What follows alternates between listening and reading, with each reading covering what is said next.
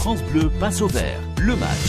Dans quelques instants, ça va être parti pour cette 34e journée de Ligue 1 entre Bastia et l'AS Saint-Etienne. Ah oui, il y a le bon décalage sur le côté gauche avec Renaud Quad qui va centrer très fort jusqu'à Kevin Monet-Paquet. Kevin Théophile Catherine, il y aura une faute. Oui, il y a une grosse faute. Grosse faute sur Kevin Théophile Catherine à l'entrée de la surface de réparation. Très en retard. Très en retard. Non, il n'y aura pas de carton. Pas de carton. Je suis super étonné. Je ne sais pas si vous avez le ralenti, mais la faute est hyper en retard. Attention avec Camano face à Ruffier.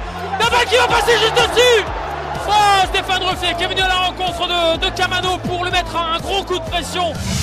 Ouais, la bonne touche en direction de Renaud Quad, le centre de Renaud Quad avec Kevin Monet-Paquet qui va vouloir frapper. Ça passe à gauche de Jean-Louis Lécas, c'était pas mal. C'est un peu chaud avec un Floyd Haïté qui va tenter sa chance une nouvelle fois, ça passe à côté.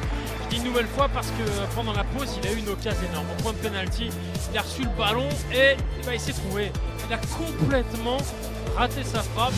Ouais, Monet-Paquet qui arrive à Donan Roux, il va rentrer à sa phase de réparation, peut-être la frappe de Donan Roux, le centre derrière. Ouais, il a glissé Tanan, la faute d'Oussama Tanan qui a glissé et qui a tout embarqué. Le centre de Tanic au deuxième poteau jusqu'à Brandao devancé par Benoît Suekoto. Tanan et ses corners justement pour l'international marocain, frappé de la gauche vers la droite avec son pied gauche, le ballon sera sortant au niveau du point de pénalty. Avec Loïc Perrin qui a raté sa reprise. Il était pratiquement tout seul, il avait jailli depuis l'extérieur de la surface de réparation, il n'a pas réussi à lire proprement la trajectoire et on va en rester là dans cette première période. Et Monsieur Millot qui va donner le coup d'envoi de cette deuxième période, 0-0 après les 45 premières minutes. Ouais, le bon tacle de Oussama Tanan. Ouais, Palmieri qui derrière vient sécher aussi Tanan alors que Tanan avait été l'auteur d'une faute. Attention, ça va s'énerver. Parce que oui, Oussama Tanan fait un tacle. Oui, il y a faute sur Palmieri, mais derrière Palmieri, il nous sort l'acteur studio en se roulant. C'est un gamin de 3 ans qui nous fait une crise parce qu'il n'a pas eu de sucette. Et il envoie Oussama Tanan au tapis. C'est ridicule ce qu'a fait Palmieri.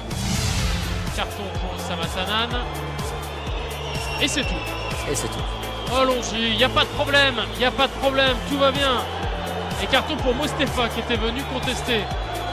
Mais Palmieri qui a séché derrière Oussama Tanan, lui n'aura rien. Oussama Tanan dans le rond central. Attention à la faute. Attention à la faute, Julien Palmieri. Il m'énerve celui-ci. Je peux vous dire qu'il m'agace. Il est venu. Ah oui, mais là clairement, il est venu lui faire. Décalquer Oussama Tanan pour se venger de la faute. Très clairement, c'est une vengeance.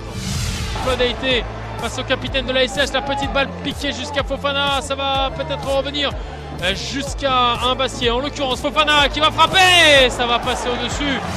Ouais, la bonne transversale avec le centre à venir. Et Roux, le but pour Nolan Roux, le 7e but de la saison pour l'AS Saint-Etienne avec un centre parfait de la part de Kevin Théophile Catherine et Nolan Roux qui vient crucifier le Sporting Club de Bastia.